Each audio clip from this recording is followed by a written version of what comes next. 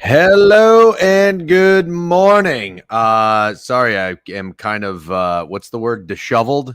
Terrible sleep last night. I woke up in the middle of the night to take a piss and saw that Paolo Banchero is out for, is it 4 to 6 weeks? Is that what it is? Yeah, W eggs bacon. Where's that comment right there? No, not this one. Where's that comment right there? Hold on, what's going on? Oh, there it is.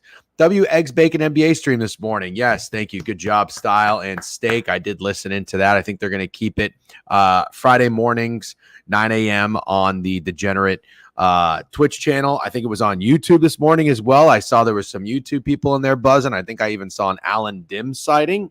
Thank you, Alan Dims, for tuning in to Eggs, Bacon, and NBA. I got to tell you, I haven't eaten breakfast, but that sounds pretty good. I do have a nice little carton of blueberries here. This is what I think are the fountain of youth. Well, I'm going to, that's a little cold and a little tart. Oh, I got to warm up my teeth next time. How cold these fucking things are. Anyways, good morning. W. Boncaro shirt. Cash it. No, this is a Bucks one. Not the Boncaro shirt. I don't even know what to say about it. I really don't. I was literally thinking to myself, this is crazy. I was thinking to myself after I listened to his podcast, or not his podcast, Pardon My Take, his interview, when I was like, man, this guy is just so fucking awesome. I tweeted about it. Pardon My Take actually retweeted it, which I thought was cool. And I was just like, this guy is just nice, normal, down to earth, hardworking, mature, 21-year-old athlete. That is just crazy to me in this day and age. It's crazy. Unbelievable.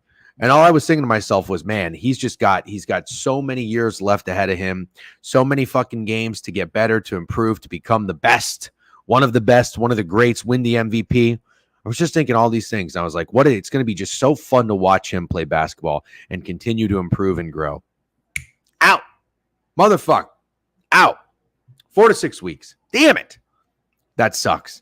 Orlando tragic. That's not nice. Can't hit an inside sinker. Anyways, yep, hooked. Good morning, everybody. Good for you, bro. 8 with a new follow. What's up? Good for you, bro. And Delio1 with the new follow. Anyways, Steak 10 sub bangs in the morning. Thank you very much. Obviously, to everybody. So sad. I knew it's terrible. He was clearly on another level to start the season too. Yeah, it's really, really sad. Hope you all had a nice Halloween. Hold on one second. TV volume's a little louder than it should be. Good morning, fellas. What's up, Barty Bart? What's up, Beeman? Shout out Rockets yesterday. The squad pods just keep cashing. I pressed some buttons last night. I did not come out successful. I didn't get my ass kicked. I won a few bets. Got the Oilers. Bought the bad news on the ice. Got the under tailed Steak. I said this when we went into Owner's Box. I'm telling you, watch Steak get in his fucking bag in college football, midweek college football. I got to play tonight. Probably not going to like it. And that's fine. I got to play tonight. And I'm coming for the fucking jugular. I'll tell you about it in a little bit. No Greg this morning. Greg is busy. He's got a crazy week. I have a wedding to go to. I got my grandma, my mom over here. We got to go to my cousin's wedding out in Far Rockaway, Queens. You ever heard of it? But we're going to still make the stream happen. It's a little bit of a later start. Might be an earlier finish, but we'll see. We'll figure it out. What did I want to tell you guys? Oh, there was one other. The over in the Bucks game was. I love that play too. That did not come through, unfortunately. The Capitals. I literally said after they beat the fuck out of the Rangers when I watched them, I said I'm not fading the Capitals again. 2 days later, I'm fading the Capitals. I don't know why I am the way I am. I just am. Stupid. And who was the other team that I bet on? Oh, the Blues. Yeah, the fucking Flyers, man. Fucking Flyers. Ended up getting one there, so that was rat shit. That line was pretty telling, and I said, listen, I'm going to make a pro play. Although I guess the pros were on the fucking Flyers because they got steamed up from 130 to 160. But I said, whoa. That's too much. Now I see value on the other side. Kind of like what I was texting my buddy about. If you saw the line kind of shift back to Kamala, I'm not talking about politics here, just the betting aspect of it. I don't want to get into it. But Trump has gotten out to such a big number that now you're seeing some buyback on Kamala. There's value at numbers. That's what I tried to do. I try to be a fucking pro. I try to say, no, you know what? The Flyers shouldn't be laying minus 160 against the Blues. I'm not really a big Blues guy, but whatever. I'm lower on the fucking Flyers. It didn't matter. So anyways, a little bit of a recap there. I think I went 3-4 or something like that. Maybe 3-5, lost a little bit. Oh, and then the Penguins. Fuck the Penguins, man. Fuck the Penguins. Down with the Penguins. I wanted to play these Penguins some way, somehow last night. I said, I can't lay 190 on the money line. I can't do that. So what did I do? You got the in-reg option, which obviously also lost because they went to overtime. And then I ended up going 0.75 units on the minus 1.5. Didn't have a fucking pulse. They're down 1-0 for almost the entirety of the game. And then they squeak out a win. Those cocksuckers. The only way to win money on the fucking Penguins was taking the -190 money line. Fuck them. If you faded the Clippers last night and faded the Dungeon, delete your sportsbook. Yep, W Pro Gambler screen. That's what we are over here. Mid-major appearance. Yep, I sent him the link. Mid-major should be coming on. No Greg, but mid-major will be coming on. We're going to do our best. All right, we're going to do our goddamn best. It's been a fun week. Had a lot of success the past few weeks. I think I tweeted before NFL Sunday. I was profitable 13 to 15 days going into NFL Sunday. Got my ass kicked. Been a little bumpy this week. Nothing special, nothing flashy. Got the Jokic assist, which were really nice. I didn't have a game script yesterday in the Jets game and Texans game. Shout out to anybody who played the Jets. Hey. I know Steak played the Texans. He said, I'll pay a unit to see it happen. We weren't out there, banging the Texans drum by any means, but we are saying, listen, at what point are we going to stop betting the Jets because they just suck? Good to see what we thought was a suspicious line. Why is the 2-6 team favored against the 6-2 team, whatever their fucking record was, Good to see it come through. Maybe some concerns about CJ Stroud. I heard Steak talking about it a little bit on Eggs and Bacon. Maybe some concern. I don't know. I'm not going to panic. I mean, he's losing. He's lost a lot of his weapons. Any quarterback could be affected. But how about Joe Mixon? It was always Joe Mixon. I didn't play. Oh, did Dalton Schultz do anything? Fucking snide. I tailed you, you fucking asshole. I'm going into my underdog right now. Nope. I lost. Snide, you son of a bitch. I gave Snide a chance, and that's what happened. Yep, watch. I went 2 for 3, didn't I? Oh, no. What? Mixon didn't go over 110 rushing and receiving yards? You got to be fucking me. What? That's unbelievable. He had like 106 rushing. You must have done absolutely nothing. Anyways, I got to play in college. We'll talk about it a little bit later. But for now, we've got the man, the myth, the legend, mid-major. How are you? Good morning. Good morning, sir. How are we? I'm doing okay. Admittedly, I had a really bad night of sleep last night. I've been doing this weird thing where I always wake up in the middle of the night, take a piss, but I usually can go back to sleep. Last night, I could not go back to sleep. And then on Friday mornings, I didn't even tell you guys this. This is how I started my day. W Mid-Major play in the newsletter, by the way. Mid-Major got it to me at the buzzer. He sent me the write-up. He didn't even send me the fucking play. I know what he was doing. He was testing me to make sure I read the fucking novel that he sent over. I did. It was very good. You're a very good writer.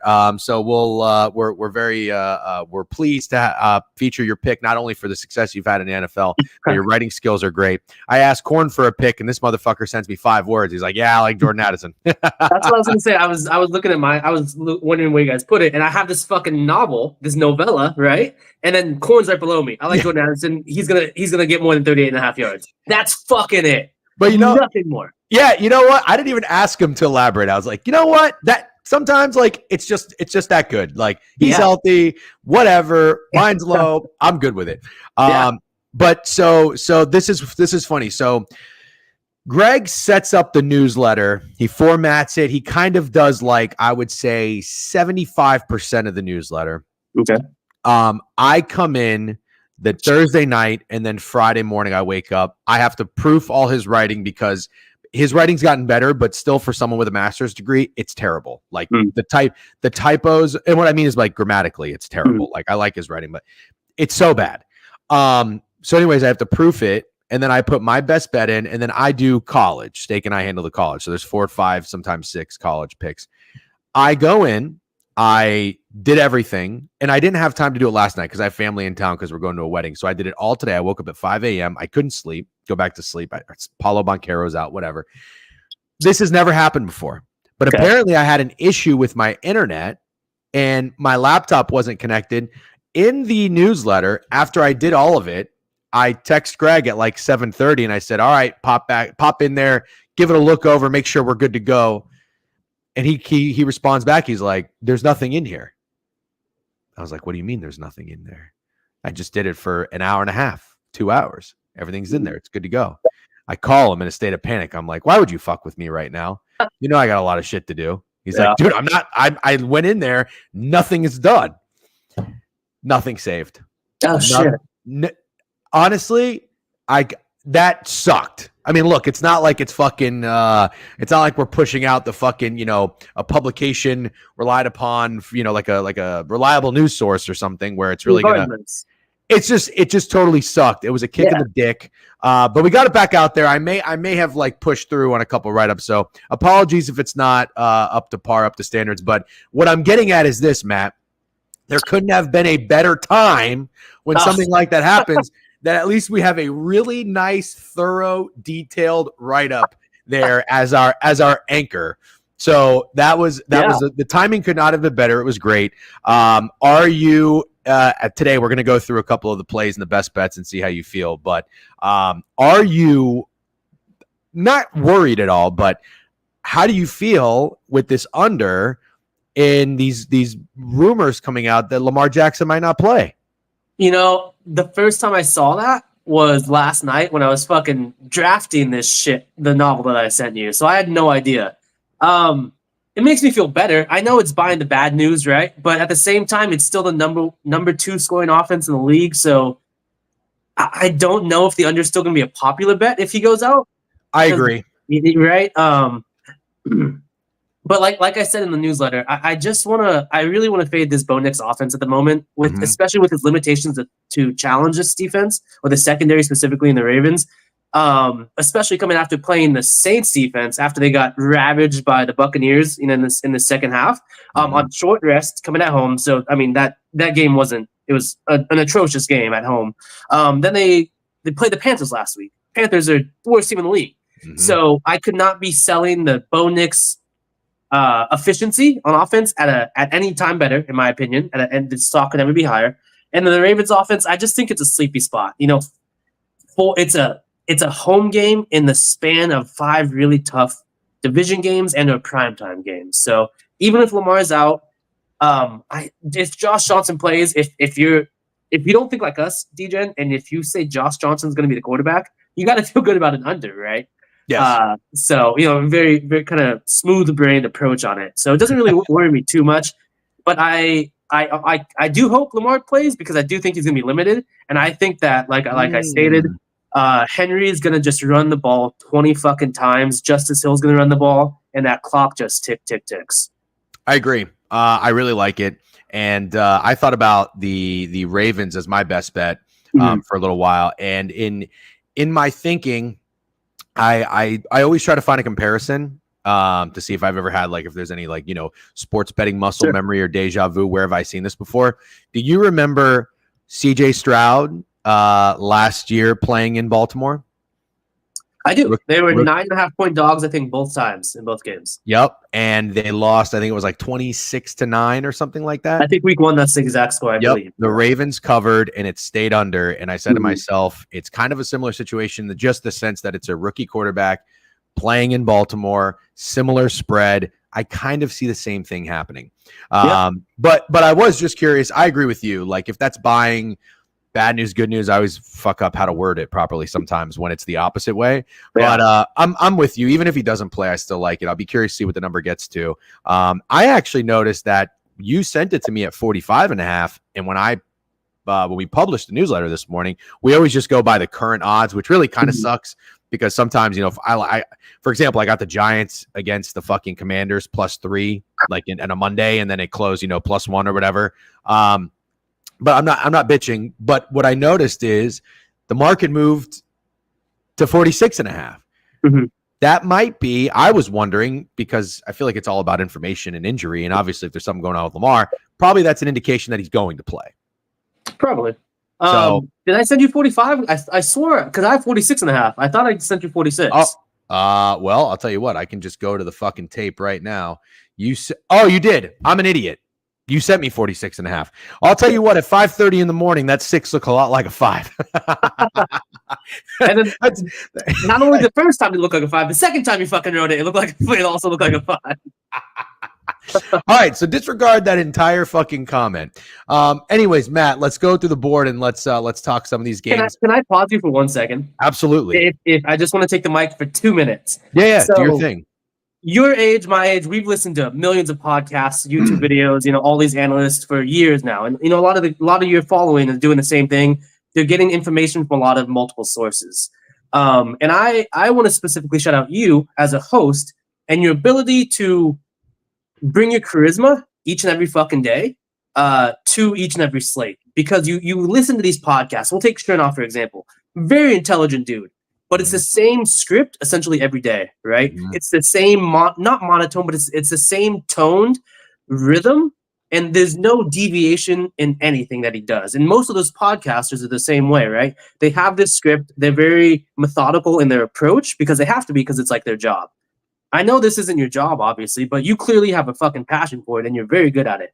So I just want to specifically shout out you for being able to bring your personality into this community where it's difficult, and you also don't give a fuck about shitting on yourself, because what you do then is you're teaching your audience it's okay to lose a bet. It's okay to say, hey, I was fucking wrong, right? Because you also mentioned your Sharp, right? Intelligent guy, Warren Sharp. Warren Sharp, but he's yeah. also you call him like one of the biggest fucking sore losers ever. He still talks about Yes. the Raiders under win total last year. Who gives a fuck? The first thing that you do that I admire is the following day, the second the under loses, you'll tweet about it. And you'll still talk about it the following day and put yourself on the pedestal to be transparent in what we did right, what we did wrong. Hey, maybe I didn't factor this or whatever. So I just want to give you your flowers for as much that you get. You are one of the more valued. You have one of the most valued insights I remember listening to. So even though like we want to call ourselves a friendship, regardless, I think the insight that you bring to this community is amazing. So props to you, man. Well, that's very, very nice of you to hear. And I know I like to fuck around and bust balls all the time, but I do say it, and I'm not like a mushy or like, I need like empathy or like nice things said about me. But it is nice every now and then to just be reassured, like, hey, what you're doing, like, we enjoy it. Because sometimes I just ramble and I talk so much. And at the end of the day, like, I see people are in here hanging out and watching. So I'm like, well, they must enjoy it. But if there's no feedback, sometimes I do wonder, like, does anybody really like what I'm saying or anything like that? Yeah. So I appreciate the kind words. It's very nice of you. I also see Cracker White saying, I second it. Favorite host you enjoy. By the way, Primer said enough glaze. ZDZ, favorite podcast start the morning. Thank you very much, though. I really appreciate that. That's very nice of you. It's absolutely. It's I call it glaze, call it respect, call it whatever the fuck you want. You got it. Well, thank you so much. And obviously, it's very mutual because I appreciate your approach to this. There's a lot of people. It's this whole sports betting industry and space for voices and insights and thoughts and opinions. This whatever you want to call it, this market, this ocean, it's huge. There's so much room. It's not saturated. It's far from saturated. There's anybody who wants to start doing this, I totally support it. Again, like anybody that's out willing to put themselves out there, like it takes balls. It's not easy. But yes, you have to lean into your losses. You have to make fun of yourself. You do a pretty good job of that as well. I don't know if you have taken your foot off the gas, but I do think there was a time maybe a year or two ago where you may have been a little bit more aggressive in chirping people if they had crossed you or crossed others that you're fans of. Yeah, if I get a beer in me and I see it on Twitter, I'm not good at holding back. So I will admit that. Yeah, I'll come across sometimes. Twitter will have like the algorithm, so where you see people's tweets, but then you see comments, and sometimes I'll see a mid-major comment where it says "show more," and I'll be like, "Oh, he went off on this motherfucker." But thank you, and I love that you're not a yes man. You keep us honest, and you have some very, very good thoughts. And I'd say if there's one person that pushes us back the most, it's you, and we really like that. So. Also, not to mention you are having a very good NFL season. It's not guaranteed that you're just gonna fucking every year you have a good season, you have a good year, you consider yourself a good sports bettor. It's not guaranteed that you're gonna come in and just start pushing buttons and win. Like every year is fucking different, every week is different. So I feel like you're pretty good at adapting, and you found a pretty good approach to take on to this NFL season. Would you say? I am just curious before we get into the board, like. Do you find that you're valuing like the football X's and O's of things more? Is it the line? Is it I remember there was something with the Score app that you were doing with MLB where you would see maybe the most popular pick, and you would kind of factor that in a little bit. Not saying it's the only thing you would do. Yeah. Is there? I mean, you don't have to give us the ingredients to your secret sauce, but like, is there one thing maybe more than the others that you're using, to make your decisions on your PODs or your best bets or anything like that?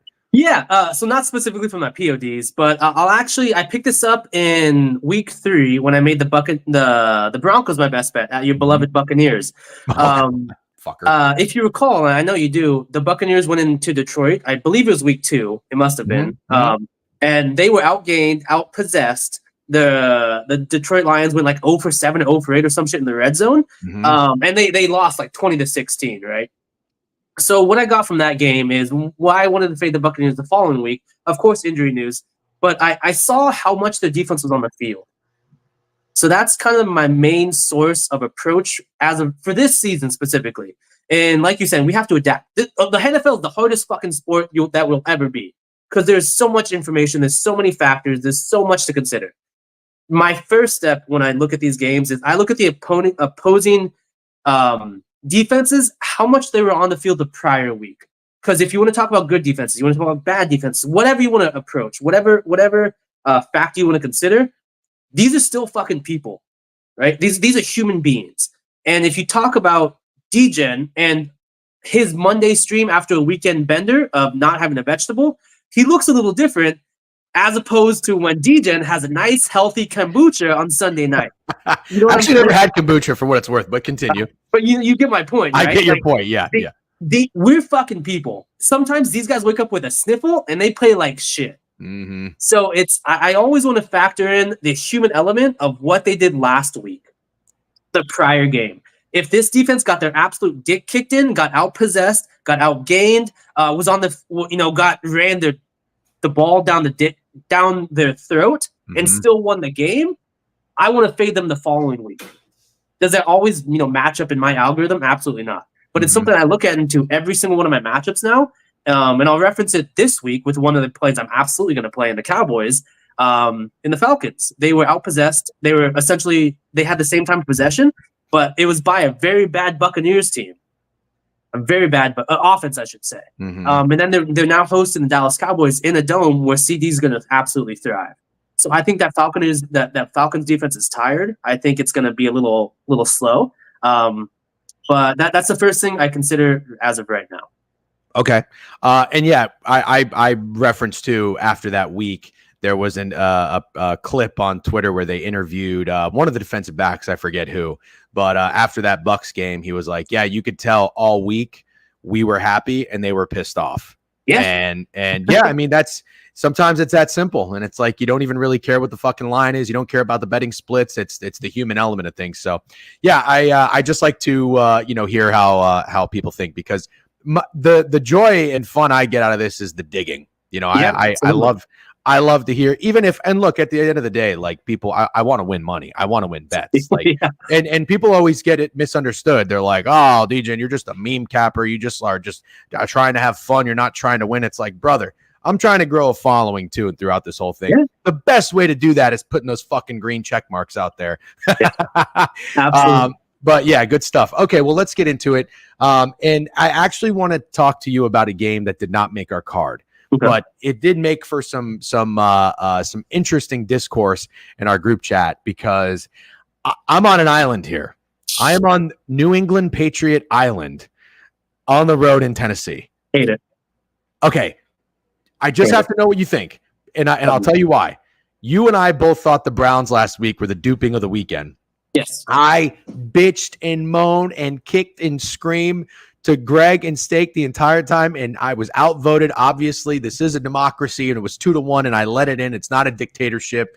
It went in. It was the only bet we won. Props to those two. Yeah, it was the only bet we won in our newsletter. I was like, all right, you guys are right. But holy shit, dude, that you look at Action Network, 25 people on the fucking Browns, not one person on the Ravens, but it came through. That's great. Yeah. There were the right reasons to do it. It's just too big of a number, divisional dog, whatever. I look at this Tennessee Titans number, and the Titans, for anybody who's not who are not aware, and if you don't have any thoughts, we don't have to spend too much time, but I just have to get this out there to you. The Titans are -3. They were 3.5 or are 3.5 in most places now. I don't know who's playing quarterback for either side. I think it's going to be Mason Rudolph, and I think it might even be Drake May, but I don't think it matters, Matt. My thought is this. I thought the Tennessee Titans -3 or -145, -150 looks like the easiest button to press. I don't care that the fucking Patriots. There's no way it's the easiest button to press. That's crazy to me. No. Why? Who wants the fucking Patriots on the road with just 3 points? Who's paying juice for the Titans to win a game? I don't. Lost by 40. But they lost to the Lions and the Bills. So I think you might be overthinking that. So who gives a fuck who they lost to? The Titans are 2-6 with maybe a backup quarterback who just lost by 40, and the Patriots just won as a 6-point underdog. You want to know what I heard? Okay, so again, I believe you're familiar with Freddie Mills, and I think yes. we both respect and like Freddie Mills. And Freddie is writing opening night preview for college basketball on Monday newsletter. That'll be awesome, by the way, for anybody who has very intelligent. Yeah, he's great. So I respect his positions. He's on the Titans. Chernoff is also on the Titans. I understand why they'd be on the Titans, because if I had a model, I'll tell you what, it tells me that the Titans are winning by more than fucking 3 points. I think there's value there. And you know what Chernoff said in his podcast? He didn't say one goddamn thing about the score, how bad the Tennessee Titans lost. He didn't say one thing about how bad the Tennessee Titans lost the week before that. All he fucking said was the Tennessee Titans in every statistical metric in Detroit outplayed them. They gained more yardage. They moved the ball at will. They had more first downs. It was just the turnovers and the special teams that the Lions were able to take advantage of. Basically, it's not exactly. It's not wrong, but it's like the Lovie Smith effect. It's like you just got your ass kicked, but it's like, let's talk about the positives. We did some good things.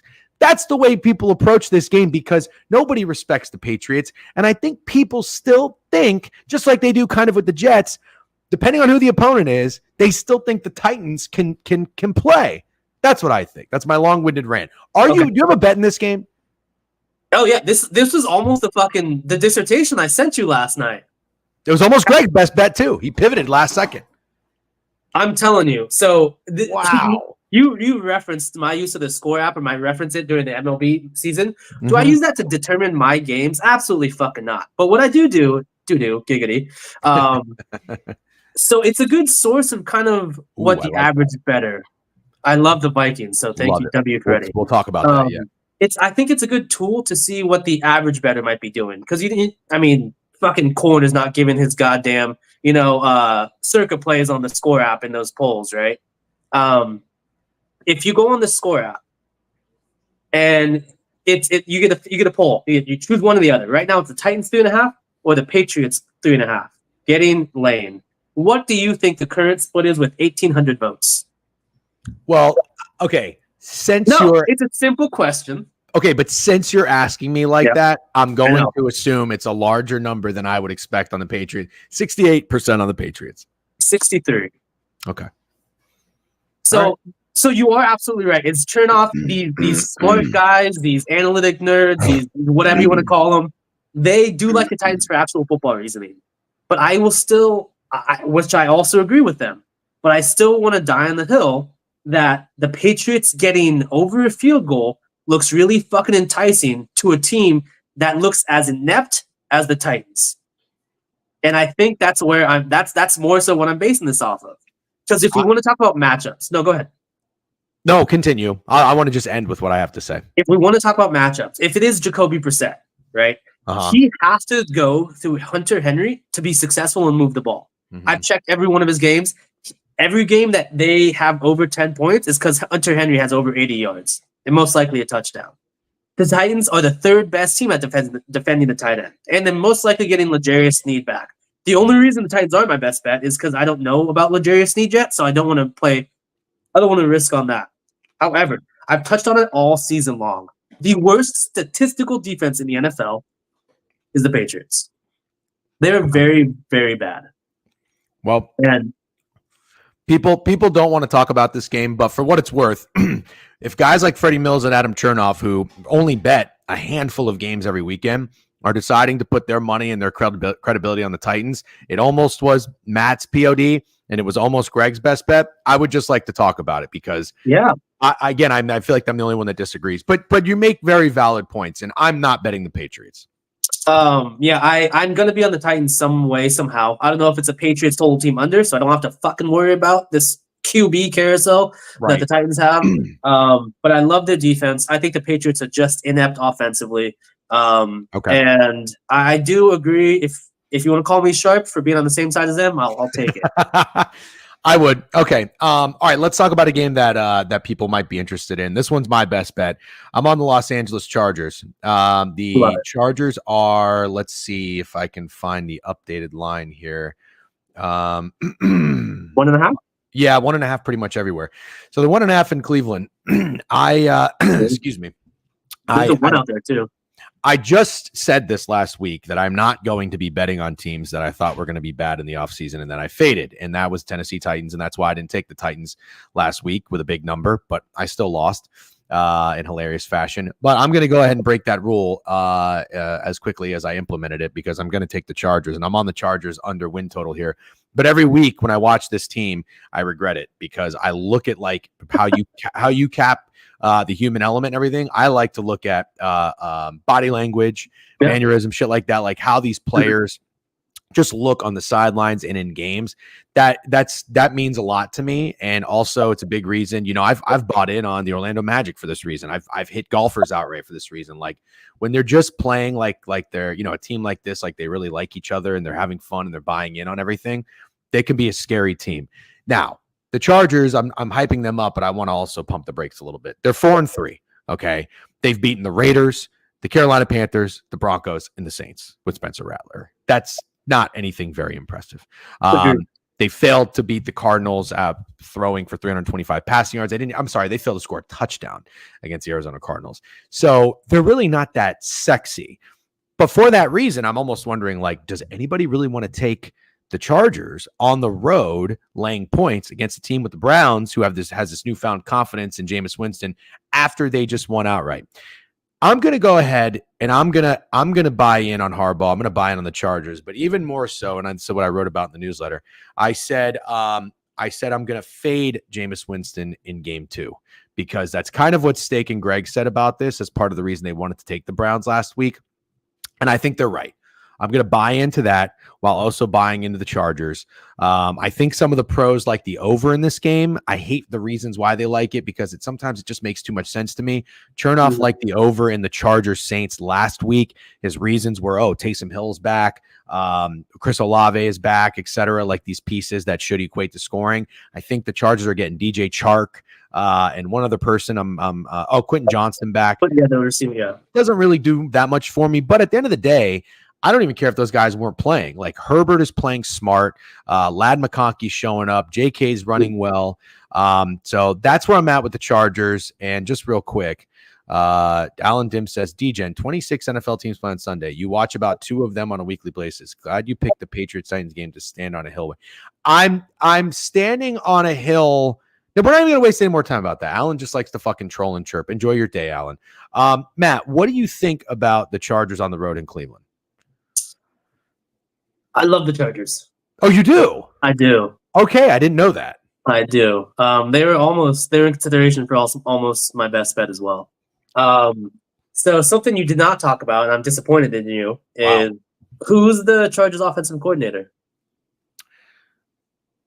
Oh, is it Greg Roman? It is Greg Roman. Where was he the past 4 years before he came to LA? I thought he was in Baltimore. He was in Baltimore. Greg Roman has averaged 29 points per game against the Browns. Oh, so he's got familiarity with the Browns.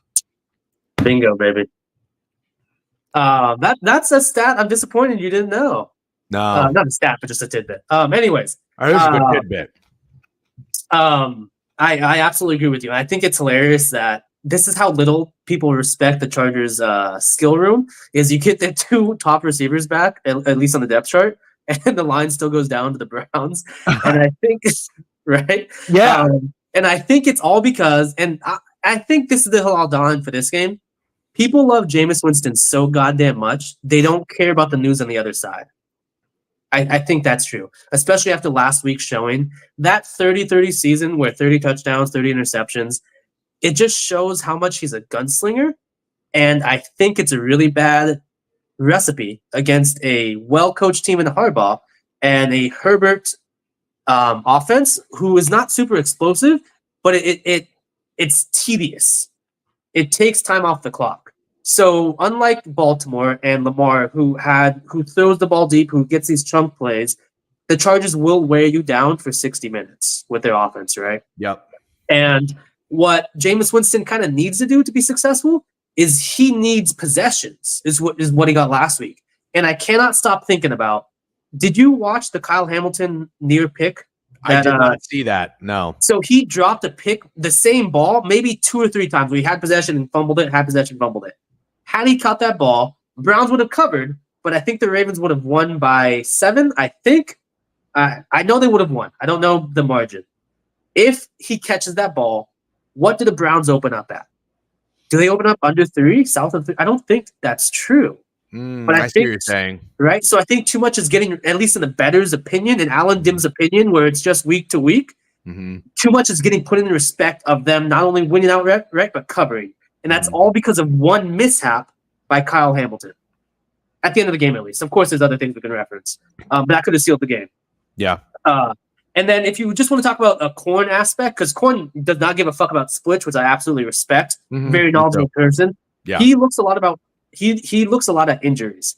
If you go on the Browns injury report on their depth chart, can you go real quick for me? I don't even know where to go. Just go to ESPN. Okay. Depth chart. It might be the easiest way to look at it. Is it lengthy? Just you tell me. All right. ESPN Cleveland Browns injury report. Cleveland Browns injury status. Okay, we've got. No, actually, instead, I'm sorry. Go to the depth chart. It's a lot easier to see it as a. Okay. All right. You'll see everything for the starters, at least. So I can hold on. Let me share my screen. I see the center, the guard, the tackle, and the tight end all questionable. Go to the defense. Wow. Delpit and Ward, who are, I think, 2 of their best secondary. Outside of Garrett, they're 2 best defensive players. Yeah. Oh, their and fourth is Koromoa. Oh, JOK is out. Yeah. He former Irish legend. Yeah. Oh, this is bad. And you know what? The funny thing is, DJen, who has talked about that? The only thing Browns bettors are talking about is Jameis fucking Winston. That's how much respect I think the market is giving, or bettors are giving him, because he won outright as a dog and he loves to throw the ball. Wow. No one's talking about these injuries on the offense and the defense. I think the Chargers absolutely win this game. Okay. Well, I love what you said. Thank you. Real quick, Logan, did we talk CFB tonight already? Just got in. No, we did not. I'll finish with that, Logan. I've got 2 plays tonight. Matt, you don't bet college football? Really. I dabble. I am 3-4-2 on my PODs. I am up 2 units on the season. My last week POD was Duke getting 11.5. They lost by 1. I'm fading the piss out of Duke this week. I love that you guys have SMU. They had 5 fucking turnovers, DJ, and they lost 6. by 1. Who the fuck does that? 6. 6 fucking turnovers. They fumbled 6 times and they lost 3 of them, dude. That's fucking crazy. Get 6 fucking turnovers and lose the game by 1. They're gonna get their dicks kicked in. And I think by Clemson. Real quick, just Alan Dims, because he's throwing out misinformation. I did not use that reasoning as why I did not like the Browns. That was not known until the morning of on Sunday. We talked about it all week, how I didn't like the Browns. Matt and I thought that it was addition by subtraction with Watson being out, and Jameis Winston, people like Jameis Winston, whereas Greg and Stick were like, nobody likes Jameis Winston. And I thought it was a really large number for a reason, and money started hitting the Browns, and again, that's why it was like, I think it's a duping. Then on Sunday morning, when I saw 25 people on the Browns and nobody's on the Ravens, it kind of just confirmed what we were saying, but that doesn't mean it's 100% not going to hit. Right. So, but you were right in saying this was like the sharp dog that everybody wanted to get involved with. Oh yeah, I'm happy my friends won money, but don't, like, Alan Dim, don't get it wrong. Dejan was fucking right. Yeah, you little fuck. Thank you, Alan Dim. But what's funny is I didn't think about that. think about that respect getting carried over to this week, and that's just what I want to fade, man. All those action guys, and that sharp money. I don't like it this week. Unk to stuff Alan Dims in a locker plus 950 is a ridiculous number. What book are you getting that one? It's like 2-1 on my offshore. Okay, Matt. So your write up is in the newsletter, and it's a very, very good write up. Your best bet is on the Broncos. I'm sorry. Broncos Ravens under 46.5. It is 46.5. It was not 45. So disregard that whole thing that I said. I want to gatekeep. Go to the newsletter. Read Mid-Major Matt's write up. It's very thorough and it's very, very good. I actually, if it's okay with you, I might even screenshot it later and tag you and say that hopefully you're gonna will us to success with your POD. Can you draft it and then post it hopefully after it hits? If it doesn't hit, please just delete it. Yeah, no, that's why I wanted to ask you, because I've done that before. Like, somebody has put a really good thing in chat before, and I was like, oh, you know what? I'm gonna post it and I'll give you credit. And then it didn't hit, and then I felt really bad. I'm like, oh God, they probably have a lot of mean DMs. Matt's taking shots at me, acting like I don't know. Browns easily could have lost without the Hamilton pick. I'd love to fade the Browns to me. By the way, Alan Dibb said Green Bay Packers, who I like. We'll talk about that a little bit later. All right, Matt, let's keep scrolling.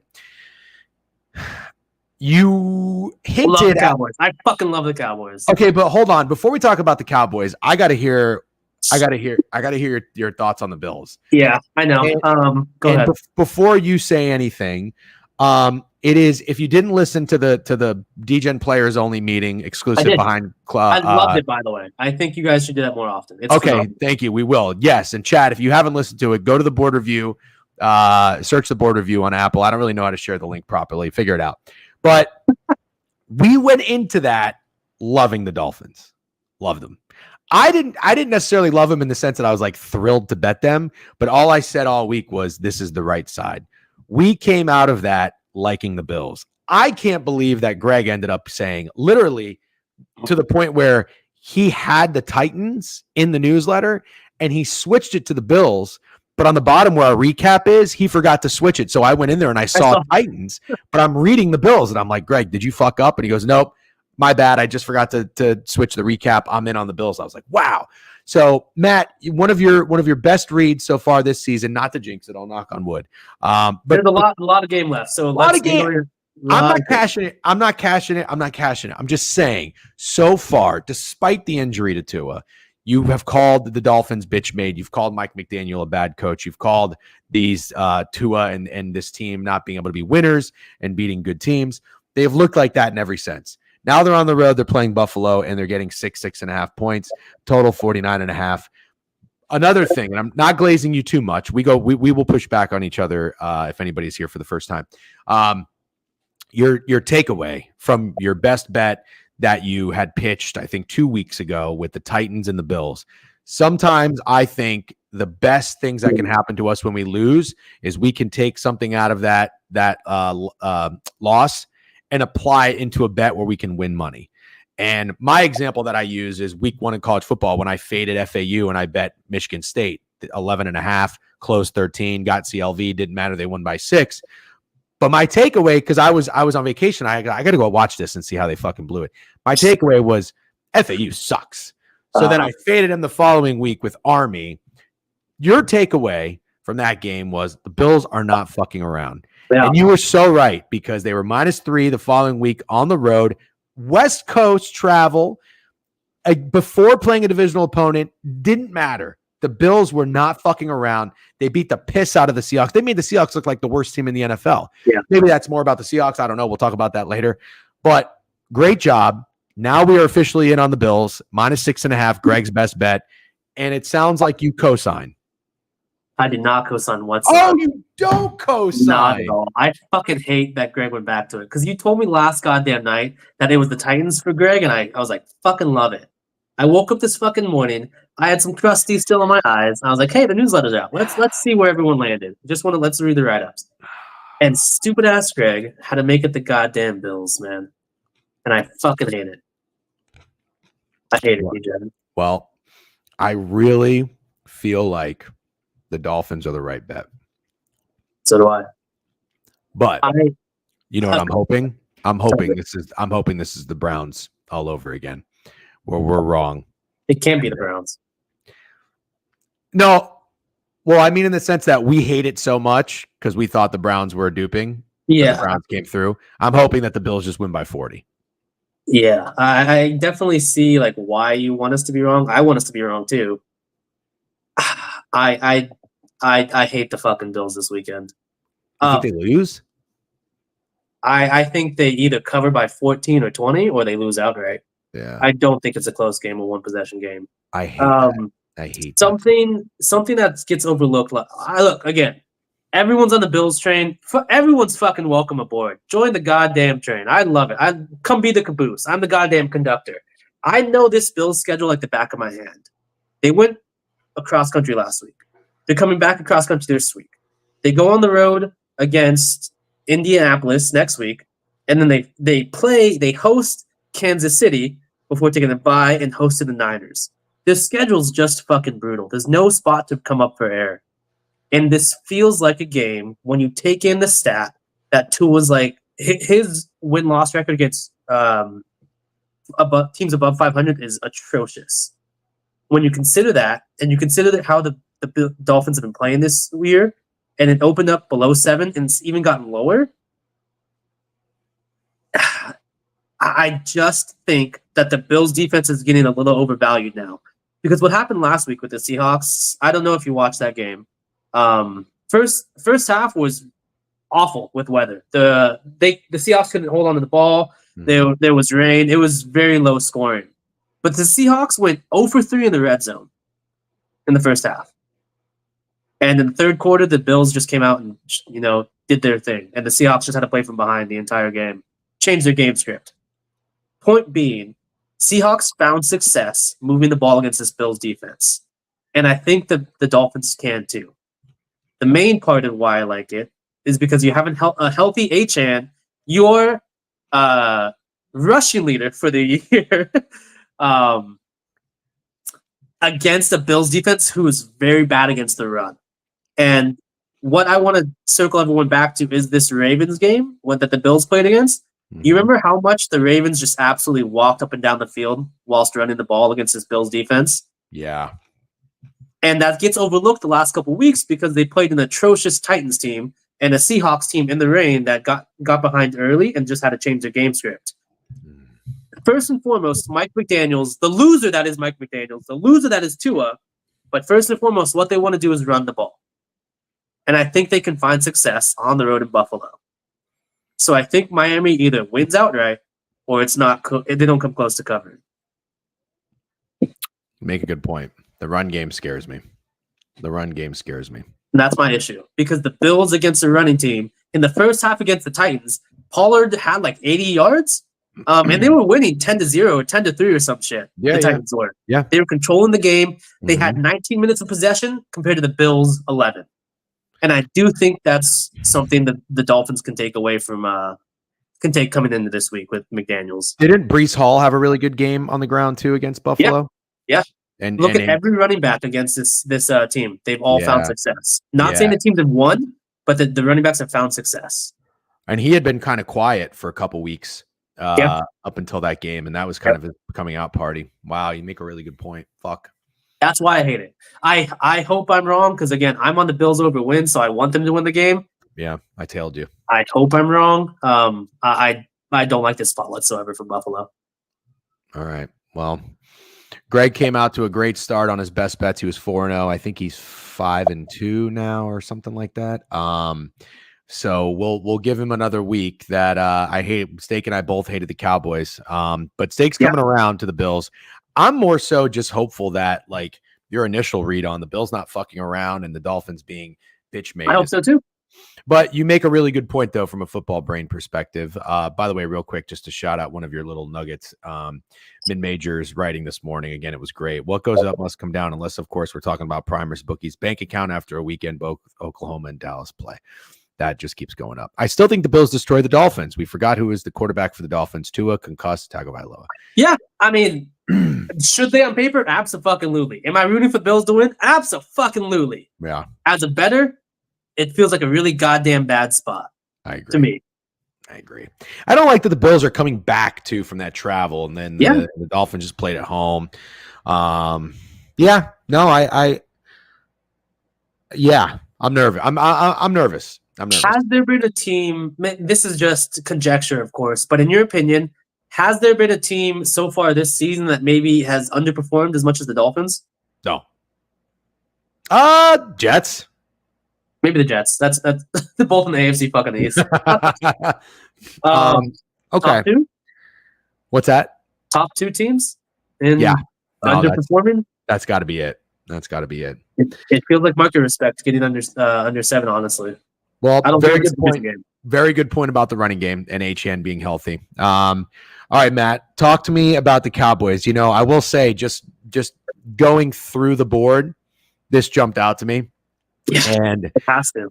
It has to. And you know, the only thing is I get a little nervous sometimes about fading a team that was just in this spot that didn't come through. And what I mean by that is the Atlanta Falcons, the last time they were at home, they were 3-point favorites against the Seattle Seahawks, and they lost 34-14. They go on the road, they beat up their fucking, you know, the wounded Buccaneers. Now they come back. I have a hard time thinking they're not going to give the home fans a better showing, but I do have to wonder, and I think I said this when we talked about reviewing the board on Tuesday.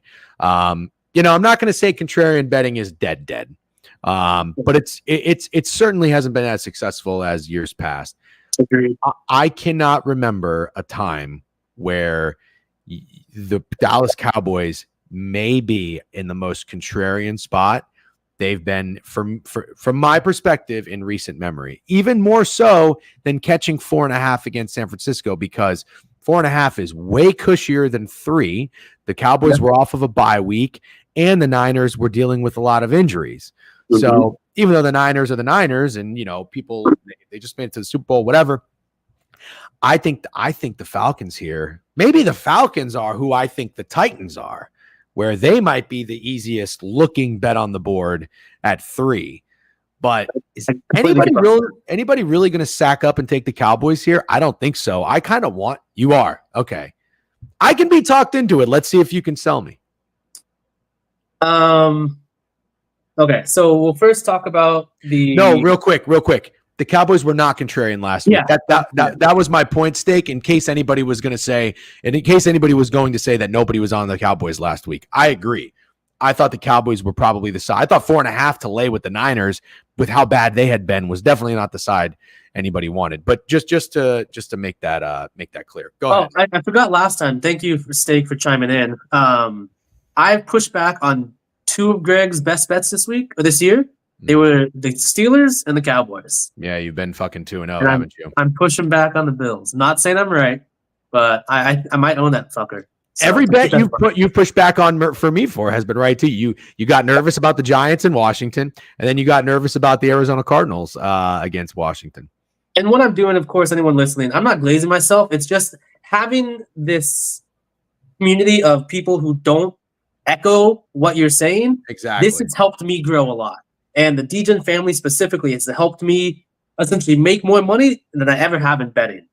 So if I can return that favor by pushing back, this is what I'm doing. So that's how it's got to be taken. I know they understand that, but some of those smooth-brained 20-year-olds don't understand that. Okay, so do you recall the Seahawks? One of the things I mentioned about the Falcons defense, they have the worst pressure percent in the NFL. So what that means is they actually have some really good safeties and corners, but their front 7, their defensive line specifically, just cannot get to the quarterback. And if you're telling me you get CeeDee Lamb against indoors with a comfortable Dak Prescott against a secondary that can't keep coverage for more than 3 seconds, I am absolutely going to take the Cowboys. The Falcons' defense is really, really bad. They should have lost to the Buccaneers. We don't have to continue to go into that. Oh, God, that just hurts my soul. But yeah, go ahead. But Baker Mayfield, the offense was doing whatever they wanted against the Falcons defense. Again, everyone overlooks that because the Falcons won. And that's context is what I'm just not going to overlook now this season specifically because it's helping me find success. I look at the Falcons roster and it does nothing for me.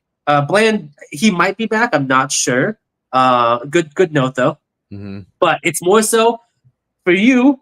Instead of you being your degen self and betting Nick Chubb against the best rushing defense in the NFL to be the to lead the league in rushing, bet CeeDee Lamb this week to lead the league in receiving. That guy is going to go off. I don't care how fucking square it is. I don't care how many 25-unit bombs that Primer puts on it. The Falcons are not. I have 3.5. I paid -115 for it. I'm fucking ecstatic. I think they win this game. And I know on paper, you look at this Falcons offense against this Cowboys defense, they should run the ball, they should throw the ball. I don't give a fuck.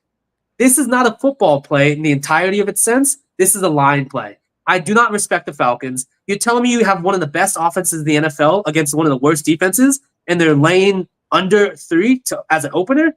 Absolutely fucking not. Absolutely not, DGen. It's the Cowboys for me. Okay. I mean, I agree with everything you say. The Are you? What's that? Are you? So here's one problem I have. I don't know if you're able to tune into Prop Talk, but I said last week it was the CeeDee Lamb show.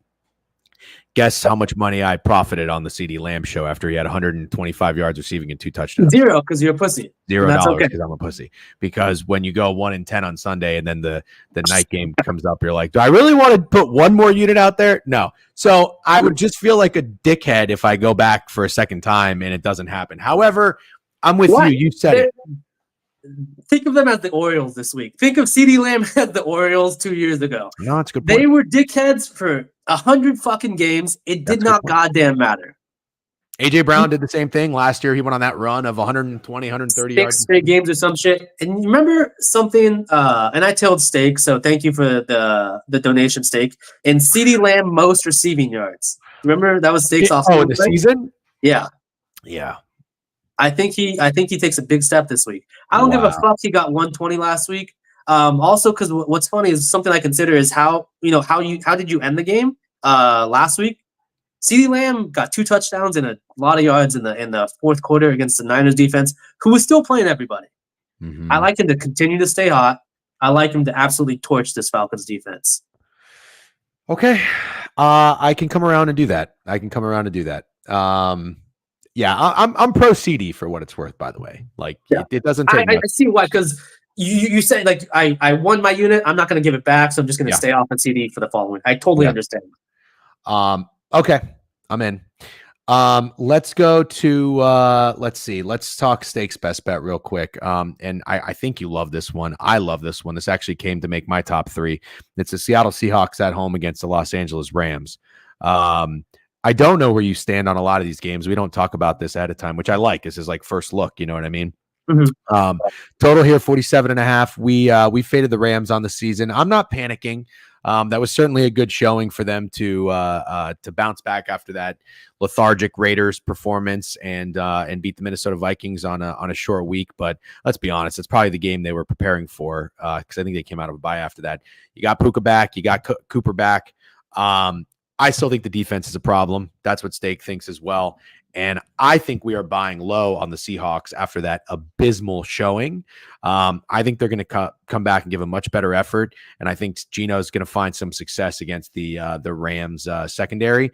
Might be a little bit of a shootout. That always concerns me because I still respect McVay and Stafford and those guys. But I'm gonna go ahead and buck up with the Puka is out. No, is he out? Interesting. I don't know about that. In a shootout, give me the Rams. See, that's I think most people would say that, and I'm not even trying to be contrarian here. I think most people would say that, but I'm gonna go ahead. I'm gonna say I think the Seahawks defense can step up enough, lean into the 12th man, and especially after that putrid performance at home. I'm not here to crown Mike McDonald like a lot of these other people are. The Seahawks at times, I mean, they got 2 safeties in the first half of a football game. You don't see that very often against Denver Broncos. But I'm down with the Seahawks. It's Steak's best bet, and I'm absolutely into it. How about you? I don't have a lot of thoughts on this one. Okay, so that's fine. I don't have any pushback. I don't have any issues with it. I can absolutely see as to why the Seahawks or Steak is on the Seahawks. I just honestly, what worries me in my gut is I saw I saw Geno Smith get booed off the field last week. That really concerns me. Sam Howell time. Maybe. I mean, that I know it was a bad showing. It was in the rain. There was a lot of issues with the snaps, with the offensive line. Gino got super fucking emotional. He was angry at his teammates. He wasn't hitting anybody, but he was yelling at everybody, just yelling out loud.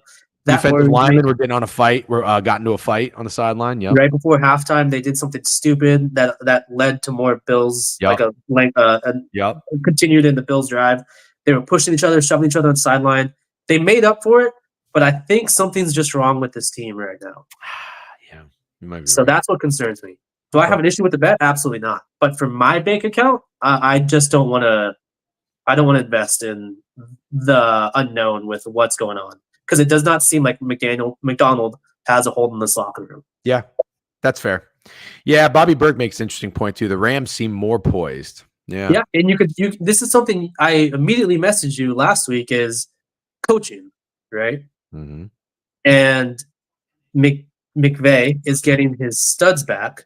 Mm-hmm. They looked phenomenal last week. They looked hyped up, as opposed to a Seahawks team that looked the exact opposite side of the spectrum. Yep. I know why Steak's on it. I'm rooting for him. I just will not be joining you guys. Okay. More than fair. A couple other games I'm curious to get your thoughts on. The Jags and the Eagles. Just really quick because there's no official play here. Steak's contrarian side is going to be the Jags this week. I wanted to buy in on the Eagles offense. I think the Eagles offense is here to stay, but I'm probably buying high because after the bye, they scored 20 against the Browns, 28 against the Giants, 37 against the Bengals. Those aren't great defenses though. No. As we know, the Jags isn't either. It's statistically, I think the worst pass defense in the league, maybe second worst. I think the Eagles. You know what I think could happen in this game? I think this could be a fucking Lions-Titans game. I think the Eagles can beat the fuck out of them, and I think they can score a lot of points. Maybe Trevor can throw on this Eagles defense too. Maybe it's not that good. I'm buying into it a little bit. You know how I felt about that under in Cincinnati and buying into Vic Fangio's defense taking some time and the Eagles young guys looking better. But I don't know. I like the Eagles team total over. You got anything in this game? I don't have much. I will say when I posted my leans, I would revenge game. I forgot about that too. Sorry. Oh, nice. Oh, that's a good point. Which actually it helps my narrative, so I absolutely agree with that comment. When I posted my leans earlier this week, I posted the Jaguars because I thought they found something recently. Not backdoored, but thank you to the Packers backup running back for going down at the 5-yard line to allow the Jaguars to cover the 3.5 and the 4.5 for my POD last week. So thank you, backup running back. They have so many fucking injuries on offense, man. Their receiving core is just torn to shreds. And this is why, if you want to say I've said a lot of smart things today, or if I use my intellect, thank you. I will be using my DGen brain this week. My bet I will have a quarter unit on is Trevor Lawrence to lead the league in passing this week. I think that's a great bet. Why? What? I think it's a great bet because I think they're going to be trailing. All they're going to be doing is throwing. You and I would have been on the same page with these prop bets. We're fucking terrible. And I want to reference is because I'll use this stupid fucking stat from last week. W came as money for sniping. Jameis Winston leading league last week in passing. W fucking came. Nice. That was a great read. Great read. But it was. Does that skill position room do anything for you? The Browns? No. Jerry fucking Judy? Absolutely not. This skill position room this week going against the Eagles secondary, which is not good. Does it do anything for me? Absolutely not. I think it's just worth of the fucking sprinkle. Absolutely. They can't guard Evan Ingram's is a fucking man. He's not catching touchdowns, so fuck you, Hobie. But the guy's a stud. And he has a quarterback who's throwing in the ball finally accurately. So it's just one of the bets. I don't have to make it, but I'm going to because I want to get silly. And I'm using my brain too much. I'm using my line. I'm using my football brain. I just want to have fun, and I'm going to absolutely play Trevor Lawrence. They will probably be behind all goddamn game. The Eagles' rush defense is actually better than people realize, so I don't see Tank Bigsby success as much as he has recently. So for Steak, which I do think the Jaguars can maybe backdoor cover or somehow just stay pissy around that 1-score, 2-possession game, it has to be through Trevor Lawrence. So I like his passing yards, and I will sprinkle on him to lead the league in rushing this week. I like it. Sorry. Yep. I like it a lot. I think it's either him or it could be Dak. Dak to CD, 1-2. Because real quick, one of the reasons why I can't get excited about the Cowboys is looking at their offensive depth chart. I mean, Jalen Tolbert and fucking Zeke and these guys, there's nobody to get excited about. So yeah, that's why I'm okay with don't overthink it. Just go. But they can't get to Dak is the issue. It's a 7-on-7 drill. And the 7-on-7 drill, you like the offense. Yep. You and I have talked about it recently, just random tweets throughout the last couple of years. I still think the hardest position to play in all of sports is cornerback. I agree.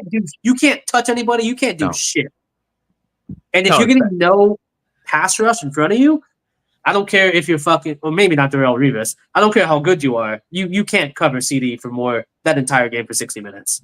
I was actually no matter Jalen. Sorry, I was going to ask if Judon was injured because I haven't seen or heard him do anything. Played every game. He's been fucking terrible. Wow, that's crazy. Yeah, all I see is Ian McMillan, the Falcons fan. He's like, the Falcons pass rush is just non-existent. I'm like, man, I thought Judon was a fucking dog too. Matt, it's 11:49. Let's finish strong here. 2 more plays that I'd like to get your thoughts on. Your Minnesota Vikings, the Sunday Night Football game.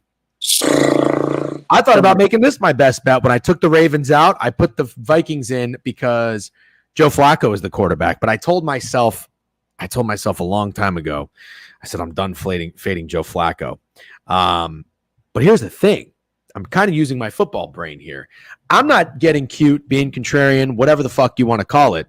I think I like this Minnesota Vikings team. I was more than fine with Sam Darnold being the quarterback coming into the year, mainly because of the weapons and Kevin O'Connell. I did not see the Brian Flores defense being this good. But funny story, 2 years ago when POD Pete and a couple other sharps were fading the Vikings because remember that stat? Oh, they won 8 games by 1 possession, so that's going to course correct, whatever. Yeah. I said, I'm not going to do that because Brian Flores is a new defensive coordinator, and I like Brian Flores. And our PODP was like, who is Brian Flores? Whatever. Kirk gets injured. I think whatever. Maybe they would have gone over. They didn't have win total. Maybe they wouldn't have. That's neither here nor there. But Brian Flores' defense, in my opinion, I think it's been great. Has it been overachieving? Yes. Is it regressing? Are people figuring it out? Because the Lions and the Rams, I think they both put up 30. I think maybe Rams 28 or some shit. No, 30. You're right. No, Rams 30. I can't remember if the Lions were 31 or like 29. I think I was the score in that game. So yes, I believe they did. So I'm now a little bit nervous, and I was like, shit, is the Brian Flores hype a little too high, and it's kind of coming back down to earth a little bit? Are there some injuries that are affecting Minnesota? I don't know, but I think that I would think that the Brian Flores defense would have some success against Joe Flacco, but then the people in the chat put it very eloquently too, when they said, are Matt Stafford and Jared Goff mobile quarterbacks? And I was like, no. And I was like, well, why would you think that Joe Flacco would have so much of an issue against Flores' defense if their offense could find success? And I was like, well, fuck, maybe you're on to something. Long story short, I'm out. I like the under, and I still lean the Vikings. Do you have any thoughts on this as a Vikings fan? Vikings are now down to 5. They were 6. Yeah, and I caught the end of the NBA bacon and eggs with steak and style, W spaces. I agree with Steak as a Vikings fan who rarely bets his team. I don't know if I'll get to the window. It's absolutely the Vikings for me because I agree with what you say. And I've mentioned this here and there. Our Vikings defense is absolutely overrated. You know, it's been playing above its pay grade. However, if you want to take into context, the first couple of weeks we did not play great offenses. But the last 2 weeks, the Lions offense, maybe it's the best in the NFL points per game wise right now, right? I mean, they're fucking scoring like nobody's business. And then the Rams, whilst they're underperforming in the win-loss aspect, you got McVay with Puka Nacua back and Cooper Kupp and Matt Stafford, who's getting the ball out in less than 2 seconds. That was it was a perfect game plan. And Matt Stafford played perfect against a Viking secondary that is not great. However, I look at the context of the Colts offense. Is Joe Flacco the system quarterback that can get the ball out in under 2 to 3 seconds, that has these timing routes with this receiving core that doesn't really have a lot of talent? Mm-hmm. I don't think so. I honestly think, and you can fucking yell at me if you want, you can call me an idiot and I'll take it. I think the game script with Anthony Richardson would have been better against this Vikings defense I agree. than Joe Flacco. I agree. And I know Anthony Richardson cannot complete a pass. However, his threat of running that 230-pound body into these undersized linebackers and secondary pieces that we have, they would take a toll on us for 60 minutes. Joe Flacco will not do that. He's going to sit in the pocket. He has to look for an open receiver, and he's going to chuck the ball up. And I think it's a really bad matchup versus this Vikings defense that is an enigma from Brian Flores. So I don't see success for the Colts offense. And I do think that the Vikings can cover the spread. And I know, what we want to call is fading good news. I don't think there's a single person out there that doesn't like to switch to Flacco from Richardson to continue their run essentially in the AFC playoff picture. I can't name a single person. Your entire core thinks the other way, which is okay. But I think it's good news for the Colts. I do too. I want to fade the good news. Okay. All right. Because if you want to talk about the Browns being the sharp duping, I think the Colts can absolutely be a sharp duping. With all the good news, everyone loving the switch. I agree. 7-1 ATS too. Fucking good, man. At covering the spread. Good, fucking good at covering the spread. Yeah. Okay. Let's finish up strong here. Tempo and pace has been pretty crispy today, Matt. If you're not following Matt, please do at not mid-major Matt on Twitter, X, whatever you want to call it. Got to have your thoughts on Green Bay real quick. If you don't have many, that's fine. Packers were also contenders to be on our card in official play, but unfortunately there's some uncertainty who's going to play quarterback. This is a situation for me where I wouldn't be contrarian. If Love is in, I like the Packers. If Will Willis is out, I'm all the way out on the Packers. Whereas Steak and Greg disagree. They like the Packers no matter what. Look, I respect Matt LaFleur a lot more than I ever have. I think the Packers have been really good this year. And if you can win 2 games with Malik Willis, you deserve my respect. I'm sorry, you get my respect.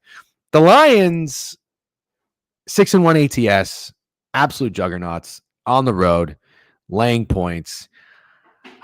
I do think the no Aiden Hutchinson is going to catch up with them a little bit. Maybe it's not right now. It certainly wasn't last week. It didn't matter. The special team stepped up. The defense still, picked off Mason Rudolph twice. Like this team, I like Dan Campbell. The team is playing so well. I like the fucking Packers here. I feel like at the same time, maybe they're not a trendy home dog, and they're a fucking sneaky team. I don't know. I'm not going to get all Alan Dims all worked up. I haven't looked at Action Network. I haven't looked at the splits. Are the Packers going to be a trendy home dog here? I don't think so. Let's go to the end all be all in that discussion. I'm going to go to the score app right now. Okay. And let's come and look at that poll. Okay. 40-60 Detroit. 60-40 Detroit. Oh, okay. I was like, what? 60-40 Detroit. That sounds about right to me. Yeah. So I had 2 contenders for dupings, home for sharp dogs. It's the Colts and the Packers. Wow. And I disagree with all of you. If Jordan Love is playing, I will 100% bet the Lions. Wow. 100%. If Malik Willis is playing, I will bet the Packers. Oh, so you agree with Steak and Greg then? But they said they're betting it either way. Oh, yes. Yeah. Okay. All right. Fine. So I agree and disagree with them. I completely disagree with you. Okay. So I need to hear why. I need to hear why, if the starting quarterback is playing for the home dog, why you would then jump on the home dog over 3.5. Because if when I word it like that, huh, motherfucker? No, I mean, I it's actually not even so much about. I'll put it this way. Now that I'm really thinking about it, it's not even so much that I want the Packers with Jordan Love. I don't want to bet on Malik Willis winning and covering a 3rd straight game. Why? Who's backing that narrative? I don't care. Okay, that's fair. Who backed fucking Spencer Rattler on the road against the Chargers? Probably not a lot of people. I did. Yeah, exactly. Who, I don't know. I backed the fucking Broncos when they had that wide receiver, Kenyon Boynton or Benton, played fucking quarterback. 0 points against the Saints. Yeah, like it's just not always that fun. I don't know. Listen, you play around in traffic for too long, you're gonna get ran over. I just don't want to do it a 3rd time. That's pretty much it. But if it's an even match, I'll take the Packers. I respect that take, and you just don't you don't want to keep betting on Malik Willis because the train will fall off eventually. That mindset, I totally agree with it. If he plays, if he starts, I will bet the Packers. I'm sorry, yes. If Jordan Love starts, I will 100% be betting the Lions. Okay. 100%. All right. The game Matt, script just completely changes. Sorry. We have time for one more. Then I got to shut it down. Thank you again. Just quick thoughts. Do the Bears bounce back after that dreadful showing, even though they almost won the game? Dreadful showing after their bye week in Arizona, or do you think the Arizona Cardinals are going to win 3 games in a row? When you say it like that, I don't think it. But I will say this is probably one of the games I spent the least amount of time on. Okay, that's fine. I think the Bears are just shit coached. Yeah, me too. That's simple as that. Me I don't care who they have at quarterback. I don't care who they have on their defense. I don't care how well they're playing. I don't care how well DeAndre Swift is currently running. They're poorly coached on their entire offense and their entire coaching staff. It's not good. They cannot make good decisions. Now they have to go on the road after a heartbreaker, which their defensive player is a fucking idiot who was talking to the fans in the middle of the play. Why do I want to back that? I don't. No, I'm with you. I loved the Cardinals all week until the late, probably Wednesday. Well, not all last week or this week. This week, first half of the week. No, I bet the Bears last week. Made the Commanders again, but I like the Cardinals up until about late Wednesday. I started to come around and thinking, fuck. The Cardinals aren't winning 3 games in a row. Neither is Malik Willis. One of the two is happening. By the way, I'm sharing the link to Mid-Major Matt's Twitter in the chat. Feel free to go give him a follow. Go ahead. Yes, let's see what you got to say. Panthers? No. That's how you're going to end this? Yeah. No. Are you doing it? I think so. Oh my God. I mean, I'm not against it, but I also, last week was the first week I thought about betting the Panthers, and I was reminded very quickly of why I'm so good not betting the Panthers. I think I want to, man. This Derek Carr, there's no way he's actually 100% healed. I think they're forcing him back into action because the Saints offense is just off the rails bad at the moment. Yeah. And I think he's being forced in. And you could talk about bad coaching, you can talk about bad offensive play from Bryce Young, from Andy Dalton. I don't care. The Panthers are a bad team, but I think the worst coached team is the Saints. And I'm not laying 7 points on the road in the division game with the worst coached team. Okay. I respect I'm sorry, that. Rolo. I'm sorry. He's one of the two Saints fans in all of the U.S. But is there not a money line parlay or a teaser that Prime doesn't put in this weekend that doesn't fade the Panthers? I don't know if he's going to.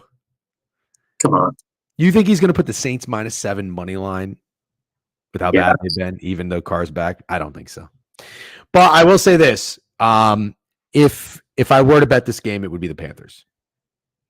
I might do it for you. I might throw another extra $100 on it just to get you some cheddar. I might tip you. And just got rid of Deontay Johnson. Yeah, but you know what? That Jalen Coker guy looked really good. Xavier Legette looked good. They get Adam Thielen back. By the way, I'm just now noticing the Carolina Panthers are 1-7 ATS. Shout out to that one because that's the only time I faded them with the fucking stupid ass Raiders. But yeah, I find success. I can see success on the offensive side of the ball with their now what supposedly should be their offensive skill room moving forward. I fucking love Chuba Hubbard. That guy is such a dog. I do too. And I think the Saints defense is just pathetic. It gets torn to shred every week, and they just keep giving excuses because they quarterback play. And I'm done making excuses for this team. It's bad. It's poorly coached. It lacks skill. And I think the Panthers cover the 7. All right. You might be right. All right, Matt, I'm going to shut it down. Thank you very much for joining as always. Looking forward to have you on every Friday as long as you can do it for the rest of the season. And we'll see how you fare in the debut of the you've been in the newsletter before. But this is officially official, and it's when we need you most because the best part is I put an hour into that goddamn write-up. Steak put Corn put a minute. His play, I guarantee you, his play is going to win and mine's going to lose. I fucking guarantee it. I'm sure he'll be letting everyone know about it too when that happens on Monday morning. Good shit, man. Enjoy your weekend. Thank you for hanging out. And again, go give Mid Major Matt a follow. By the way, I just noticed you're at 2,000. I felt like you were at 1,900 for way too long. Yeah, I made a burner, so I just got my extra 5 to give me the 2,000. W, congratulations on 2K. All right, W, Matt, have a nice weekend. We'll talk to you later, man. Good luck, guys. Take care. All right, real quick, guys, and then I'm going to shut it down and start getting ready for this wedding. I'm looking at the ice. The New York Rangers are minus 190 against the Ottawa Senators. That just can't happen. I'm sorry, that can't happen. I think I have to play. I pressed I tried my luck with some dogs last night. It didn't really work out. But the New York Rangers are in shambles right now. They look absolutely terrible. Everybody looks terrible. They have zero dogs, zero grit, zero fight. Fuck them. give me the Senators. Although I wonder if Quick's playing. If Quick's playing, that might make me think otherwise. Don't really like anything else. Florida and Dallas will be a great game. Tampa and Minnesota, that'll be fun. A little bit of a rematch there. I think they just played recently. And then Jersey, and Calgary. Calgary coming back down to earth a little bit. 5-4-1. They had a nice start to the year. Oh, yeah. Oh, Jesus. They lost 4 in a row. Okay. I don't really love anything on the ice there. I do have 2 plays in college football tonight. I'm going to be taking Georgia State spread and money line. This is strictly a fuck UConn play, because it is absolutely insane to me that they're playing 6 games at home in a row. 6! Who does this? 1, 2, 3, 4, 5, 6. Yeah, absolutely not. You just can't do that. Typical NY team, 0 dog. Yep, that's. I got nothing against that. I'm not a freaking New Yorker. All right. USF and FAU. I'm going to square up here. Give me USF. FAU can get fucked. You got new lighting and definitely deflated for the wedding, didn't you? No, I did not deflate for the wedding. Didn't deflate for the wedding. I had a couple salads this week, but then my mom, my grandma came last night. We had a nice big Chinese food feast. So anyways, that's what I got. Hey guys, thank you for hanging out. I will download the audio, put it in a podcast. I don't think anybody in here will necessarily need that because you all joined and hung out for the stream. Good luck this week. Good luck this weekend. You know where to find our plays in the newsletter. Thank you for subscribing. If you're going to any games, promo code SeatGeek. $20 off your first purchase, as you already know. I see a couple people using it every week. That's awesome. You guys are great. Tragic Magic for USF. Yep. Looking lean. Could probably play corner instead of nose. Very funny. I don't know. Maybe it's the angle, actually. I'm certainly not losing weight. I do have to trim my beard up a little bit, too, and let the stash shine. Oh, sun's coming out. All right. I'm going to shut it down, guys. Have a great weekend. I will see you Sunday morning for Prop Talk.